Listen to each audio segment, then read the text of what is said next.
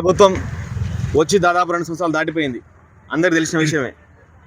Congress party ఎన్నికల మేనిఫెస్టోలో 2 లక్షల ఉద్యోగాలు ఇస్తామని, అదేవిధంగా జాబ్ క్యాలెండర్ ఇస్తామని, మెగా డిఎస్సి ఇస్తామని చెప్పి అబద్ధ హామీలు అన్ని 420 హామీలు ఇచ్చి 2 సంవత్సరాలు దాటిపోయినా ఒక్క నోటిఫికేషన్ ఇవ్వలేదు. ఇచ్చిందా? ఒక్క నోటిఫికేషన్ అయినా మరి వాళ్ళు ఏం మాట్లాడుతారు? ఎమ్మెల్యేలు, మంత్రులు మేము 90,000 ఉద్యోగాలు ఇచ్చేసాం, 1,00,000 ఉద్యోగాలు ఇచ్చేసామని చెప్పేసి అబద్ధ హామీలు మాట్లాడుతున్నారు. అది ఎక్కడ?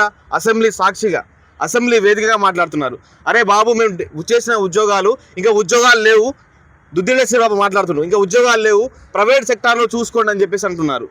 మరి ఉద్యోగాలు లేవని చెప్పి 6 ఉద్యోగాలు ఇస్తామని చెప్పి మమ్మల్ని మోసం చేసి మాతో బస్ యాత్రలు చేపించుకొని ఒక్క వార్డు మెంబర్ కూడా గెలవని ఎమ్మెల్యేని ఇలా మంత్రులను చేసినాం. రేవంత్ రెడ్డి కనీసం ఎమ్మెల్యే కూడా గెలవాడు, ఇలా ముఖ్యమంత్రిని చేసినాం. ఎవరు చేసిర్రు? నిరుద్యోగులు. ఈ నిరుద్యోగులు కాళ్ళకు బల్పాలు కట్టుకొని ఊరూరికి వెళ్ళి ఎవరు రూపాయి ఇవ్వలేదు, ఏ రూపాయికి ఆశపడలేదు, మందుకు ఆశపడలేదు, దేనికి కూడా ఆశపడలేదు. మనకు కాంగ్రెస్ పార్టీ వస్తే 2 లక్షల ఉద్యోగాలు వస్తాయని, అదేవిధంగా జాబ్ క్యాలెండర్ వస్తాయని చెప్పేసి మన భవిష్యత్తుకు ఆశపడి ఇలా కాంగ్రెస్ పార్టీని గెలిపిస్తే ఇలా కాంగ్రెస్ పార్టీ అబద్ధ హామీలు, అబద్ధాల ప్రచారంతో జోరుగా హోరుగా మున్సిపల్ ఎన్నికలు వెళ్తుంది. మరి ఇలా మేము సర్పంచ్ రెడ్డి ఎక్కువ గెలిచాం, ఇలా మున్సిపల్ ఎన్నికలు కూడా గెలుస్తామని చెప్పేసి అబద్ధ హామీలు మాట్లాడుతుంది. నిజంగా వాళ్ళ మంత్రులు చెప్పినట్టు ఒక్క నోటిఫికేషన్ ఇచ్చిర్రా? ఇలా జియో 46 తోటి మీరు ఎంత బాపడో తెలుసు. ఇలా జియో 46 తోటి ఇవాళ గ్రామీణ ప్రాంతాల్లో ఉన్న నిరుద్యోగులకు 120, 130 వచ్చినా ఉద్యోగాలు రావు. కానీ అదే హైదరాబాద్ లో ఉన్నకి 70 వచ్చినా ఉద్యోగాలు వస్తాయి. వస్తుందా? రావట్లేదా? మనం ఎంత చదువుకున్నాం, గ్రౌండ్ ఎంత కొడుతున్నాం, 14 గంటలు 12 గంటలు చదివి కూడా ఇలా మనం వ్యర్థమైపోతుంది. ఇలా స్టడీ హాల్లో కూర్చొని 12 గంటలు చదువుతున్నాం, గ్రౌండ్ కొడుతున్నాం. గ్రౌండ్ లో కూడా మంచి మార్క్స్ 95, 100 మార్క్స్ ఇచ్చిన కూడా చాలా మంది ఉన్నారు. అయినా కూడా మనకు ఉద్యోగాలు రావట్లేదు. ఎందుకు రావట్లేరా అంటే జియో 46. ఆ రోజు జియో 46 గురించి ఏం మాట్లాడారు కాంగ్రెస్ మంత్రులు? కోమటిరెడ్డి వెంకరెడ్డి కానీ, రాజగోపాల్ రెడ్డి కానీ, నల్గొండ మంత్రులు అందరూ కూడా మేము రాగానే, అధికారంలో రాగానే ఫస్ట్ సంతకం పెట్టింది జియో 46 మీద. తీసేసి ఇలా గ్రామీణ ప్రాంత బిడ్డలకు ఉద్యోగాలు ఇస్తామని చెప్పేసి చెప్పిన మంత్రులు ఇలా కనీసం మాట్లాడతలేరు. ఇలా ఆ రోజు బల్మూరి వెంకట గారు యువ కులం నా కులం అని చెప్పిన బల్మూరి వెంకట గారు ఇవాళ మనం పోయి అడిగితే ఇంకా ఏం చేయాలి, ఇంకా చేస్తూనే ఉన్నాం కదా అని చెప్పేసి ఇలా అబద్ధాలు మాట్లాడుతున్నారు. వృద్ధాప్యం ఉన్న కోదండరామ్ సార్ గారు, సార్ పిల్లలకు అన్యాయం జరుగుతుంది, నిరుద్యోగులు ఉద్యోగాలు లేవు, ఇలా చాలా మంది మీ గవర్నమెంట్ వచ్చిన తర్వాత 9 మంది ఆత్మహత్యలు చేసుకున్నారు సార్, మీరు మాట్లాడండి సార్ బయటకు వచ్చినంటే, నేను మాట్లాడితే గవర్నమెంట్ వినట్లేదయ్యా అని చెప్పి అంటున్నారు. అంటే మీ ఎమ్మెల్సీ కోసం అయితే గవర్నమెంట్ మాట వింటుంది, కానీ నిరుద్యోగులు కష్టాలు చెప్తే మాత్రం గవర్నమెంట్ మాట వినట్లేదు. ఇలా రియాజ్ మీకోసం, మా కోసం, కాంగ్రెస్ సామాజిక అంటే కాంగ్రెస్ అని చెప్పే రియాజ్ ఇలా మన కోసం మాట్లాడతలేరు. అపరా మురళి కూడా మన గురించి మాట్లాడతలేరు. ఆ రోజు రేవంత్ రెడ్డి గారు ప్రెస్ క్లబ్ లో వచ్చి బీస్వాల్ కమిటీ చెప్పిన లెక్కల ప్రకారం 196 ఉద్యోగాలు ఉన్నాయి, ఆ ఉద్యోగాలు మేము ఫిలప్ చేస్తామని చెప్పి మనకు ఇచ్చారా లేదా? ఆ రోజు రాహుల్ గాంధీని కూడా ఢిల్లీ నుంచి ఢిల్లీ తీసుకొచ్చారు, తెలుసు అందరికి. ఆ రోజు ప్రియాంక గాంధీని కూడా ఈ స్టేడియంలో, ఎన్టీఆర్ స్టేడియంలో యువ వికాసం కింద మేము యువకులకు 5 లక్షలు 10 లక్షలు ఇస్తాం, మేము తెలంగాణ నిరుద్యోగులను ఆదుకుంటామని చెప్పేసి మాయమూటలు చెప్పి ఎన్నో 420 హామీలు ఇచ్చి ఇలా ఒక్క నోటిఫికేషన్ కూడా ఇవ్వని పరిస్థితి. మేము అడుగుతున్నాం, మీ ఎమ్మెల్యే పదవులు, మీ ఎమ్మెల్సీ పదవులు, మీ మంత్రి పదవి ఏమి అడగలేము. మాకు కావాల్సిన ఉద్యోగాలు, మీరు మొదటి సంవత్సరంలోనే 2 లక్షల ఉద్యోగాలు ఇస్తా అని చెప్పారు, కానీ ఇవ్వలేదు. వాస్తవానికి ఇచ్చిరా? అదే మాట అడుగుతున్నాం, మాకు కావాల్సిన 2 లక్షల ఉద్యోగాలు, జాబ్ క్యాలెండర్. ఆ రోజు జాబ్ క్యాలెండర్ ఏమన్నారు? ఏ టైంలో ఎగ్జామ్ వస్తుంది, ఏ టైంలో రిజల్ట్ వస్తుంది, ఏ టైంలో మీరు చదువుకోవచ్చు అని చెప్పేసి శ్రీధర్ బాబు గారు ఎంత మంచి మాటలు మాట్లాడి ఇలా ఉద్యోగాలు లేదని చెప్పేసి శ్రీధర్ బాబు మాట్లాడుతున్నారు. ఇలా ఎలక్షన్స్ రాగానే కమిటీలు గుర్తుకొస్తాయి మనకు. ఆ రోజు తెలంగాణ అనగానే కమిటీలు గుర్తుకొస్తాయో, ఇలా మున్సిపల్ ఎలక్షన్ అయినా సరే, ఎమ్మెల్యే ఎలక్షన్ అయినా వాళ్ళ కమిటీలు గుర్తుకొస్తాయి. ఆ స్టార్ట్ ఎక్కడ పోయిందో అర్థం కావట్లేదు. ఆ సిలబస్ కమిటీ ఎంతవరకు వచ్చినారు వాళ్ళు? మరి తెలంగాణ మూవ్మెంట్ ఉంటుందా, పోటరా, తీసేస్తారా అని అర్థం కావట్లేదు. ఇలా మనం చదువుకుంటున్నాం, ఇలా చదువుకున్న తర్వాత రేపు జిల్లా పురోగతి అంటాడు, వాడు 30 నుంచి 18 తీసుకొస్తాడు, మళ్ళీ మనం కొత్తగా చదవాల్సి వస్తుంది, మళ్ళీ జాగ్రత్తగా క్వాలిటీ కొత్తగా చదవాల్సి వస్తాయి, అన్ని కూడా కొత్తగా చదవాల్సి వస్తుంది. 93 మండలాలు చదవాల్సి, 12,000 గ్రామ పంచాయతీలు అవన్నీ తగ్గుతాయి, మనకు అర్థం కావట్లేదు. కాబట్టి ఒక స్థిరమైన కూడా మన గవర్నమెంట్ మీద, మన మీద కానీ ఒక అవగాహన లేదు. ఇలా ఎవరు పడితే మాట్లాడుతూనే ఉన్నారు, 70, 90 చేసినాం పై ఇంకేం లేదు, నిరుద్యోగులు ఇంకా వేరే ఉద్యోగాలు చూసుకోండి అని చెప్పి మాట్లాడుతారు. ఇది మంచి పద్ధతి కాదని చెప్పేసి పలు సందర్భాలలో మేము కానీ, అశోక్ సార్ కానీ చాలా మంది బయటకు వచ్చి కూడా కొట్లాడుతున్నారు. దీని గురించి చాలా మంది తెలిసే ఉంటారు. మీ జియో 46 పిల్లలు కూడా కొట్లాడుతున్నారు. దీని గురించి కూడా ఎక్కడ కూడా గవర్నమెంట్ వినని పరిస్థితి. మేము ఒకటే అడుగుతున్నాం, రేపు February 4th ఈ మహాధరణ కార్యక్రమం పెట్టుకున్నాం. 1,00,000 మంది తగ్గకుండా నిరుద్యోగులు మనం కూడా పోతే రేపు పొద్దున ఆ రోజు ఫిబ్రవరి 5 తెల్లారే ఈనాడు, సాక్షి, ఆంధ్ర పేపర్లో కూడా మేము నోటిఫికేషన్లు ఇస్తున్నాం బరాబర్ అని చెప్పేసి రేవంత్ రెడ్డి అనాలి, వాళ్ళ గురువు గారు రాహుల్ గాంధీ అనాలి, అదేవిధంగా మంత్రులందరూ కూడా మాట్లాడాలి. మనం ఎన్నిసేపు ఇంత గ్రౌండ్ కొడుతున్నాం, ఈ గ్రౌండ్ కొట్టిన తర్వాత చదివిన తర్వాత వేస్ట్ అయిపోతుంది, మనకి వ్యవహారం అనేది వేస్ట్ అవుతుంది. మీరు ఎంతసేపు చదివినా వాడు మీరు నోటిఫికేషన్ లేకపోతే ఏం చేస్తారు? ఇలా మన తల్లిదండ్రులు ఎంతో కష్టపడి వాళ్ళు కారం ఎత్తుకుని తింటారో, గంజాయి తింటారో, మనకి 3,000 4,000 పంపిస్తారు. వాస్తవం కాదా? వాళ్ళు కలుపు పోతుర్రో, పత్తి వేయడానికి పోతుర్రో, మిరపకాయలు వేయడానికి పోతుర్రో ఇంక మనకు తెలియదు. మనకైతే నెలకు 5,000 6,000 తీసుకొని పంపిస్తారు. నా కొడుకు మంచిగా ఉండాలి, మంచి ఉద్యోగం రావాలి, మంచి కొలువు రావాలని చెప్పేసి వాళ్ళు పంపిస్తారు. కానీ ఇక్కడ నోటిఫికేషన్స్ లేవు. ఇవాళ 2 సంవత్సరాలు దాటిపోయినా కూడా ఒక్క నోటిఫికేషన్ లేదు. మరి 2 సంవత్సరాల కాలాన్ని మరి తిరిగిస్తారా వాళ్ళు? మన ఎవరైనా తిరిగిస్తారా? ఇవాళ కొన్ని ఉద్యోగాల్లో వయసు అర్హత ఉంది, ఇవాళ 30-35 దాటితే కొన్ని ఉద్యోగాల్లో అర్హత లేదు. మరి మా ఎవరైనా 2 సంవత్సరాలు అయిపోయింది, మరి మీరు ఇస్తారా? అదే ఎమ్మెల్యే కానీ మంత్రి కానీ రాజీనామా చేస్తే 6 నెలల్లో వాళ్ళకి ఎలక్షన్స్ ఉంటాయి. కానీ మనకెందుకు లేదు? రాజ్యాంగం వాళ్ళకి కల్పించిన హక్కులను మనకెందుకు కల్పించట్లేదు? ఇలా వాళ్ళ ఉద్యోగ రూపంగానే 6 నెలల్లో ఎలక్షన్స్ అంటారు. ఎలక్షన్ కమిషన్ రాస్తుంది, మొత్తం నోటిఫికేషన్ ఇచ్చేస్తుంది, వాళ్ళకి రిజల్ట్ వచ్చేస్తుంది, ఎమ్మెల్యే ఎన్నికవుతాడు.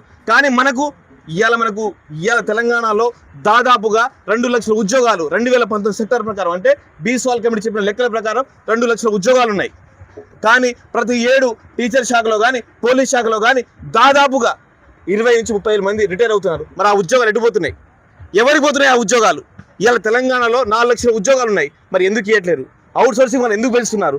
దీని గురించి మాట్లాడుతుంటే మా పైన కేసులు, ఎవరైనా గవర్నమెంట్ ప్రశ్నిస్తే వాళ్ళ మీద కేసులు. ఎందుకు ప్రశ్నించకూడదా? మనం ప్రశ్నించకూడదా బ్రదర్? ప్రశ్నించాలి కదా. ప్రశ్నిస్తేనే కదా మనకు ఎన్ని ఉన్నాయి, ఏం లేవని తెలుస్తుంది.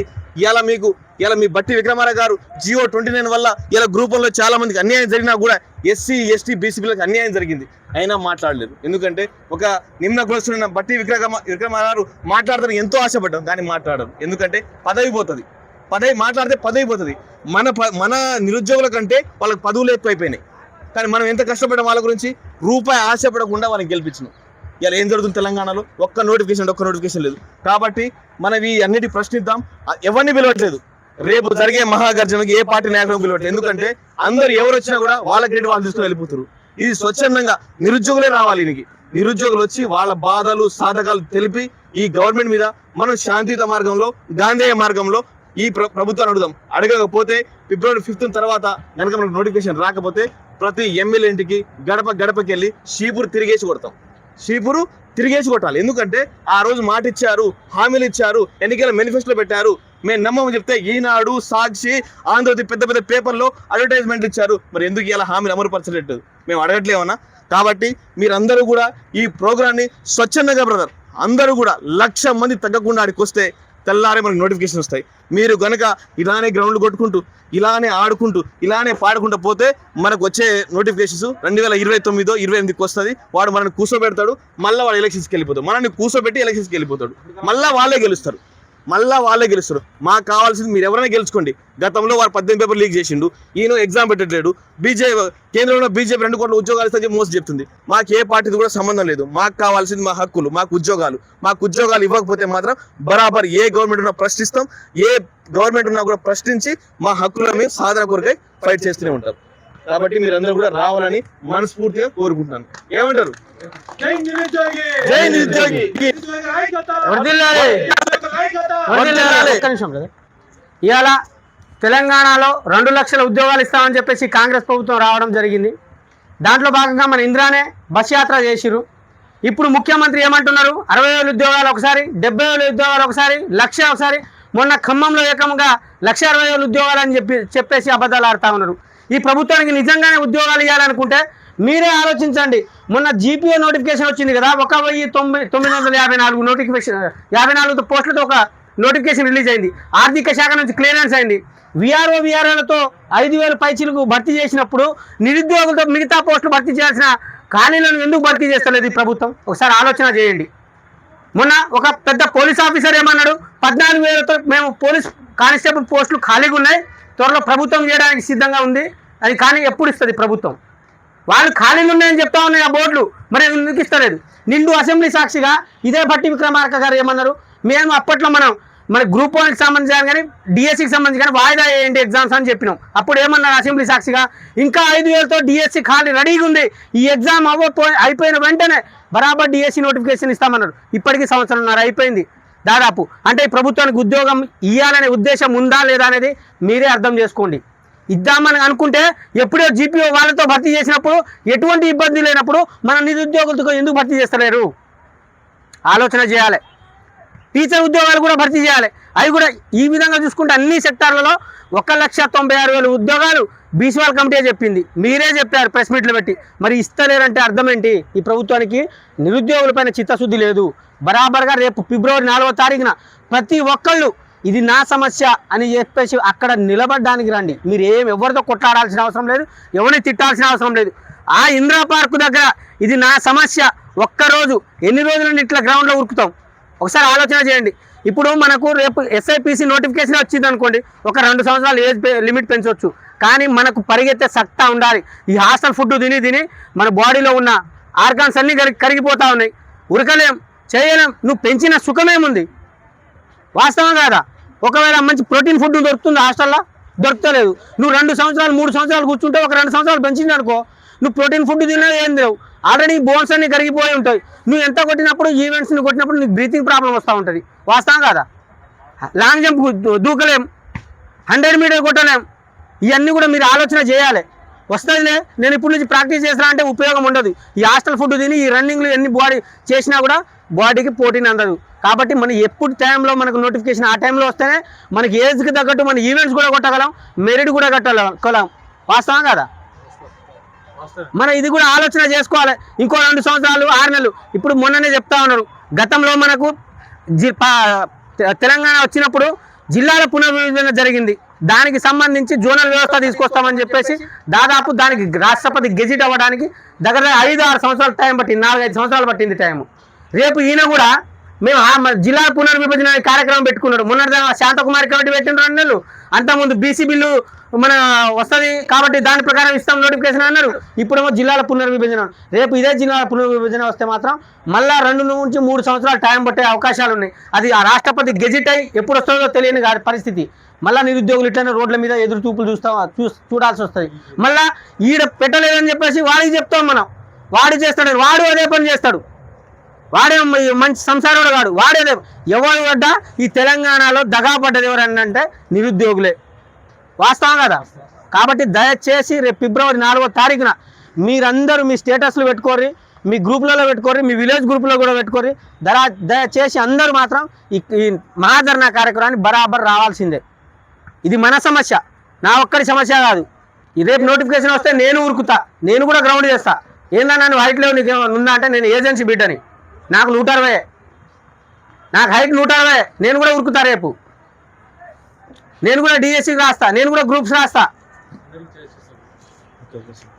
కాబట్టి దయచేసి ఫిబ్రవరి 4న మహాధర్నా కార్యక్రమం జయప్రదం చేయండి. జయప్రదం చేద్దాం, చలో ఇందిరా పార్కుని జయప్రదం చేద్దాం, జయప్రదం చేద్దాం, చలో ఇందిరా పార్కుని.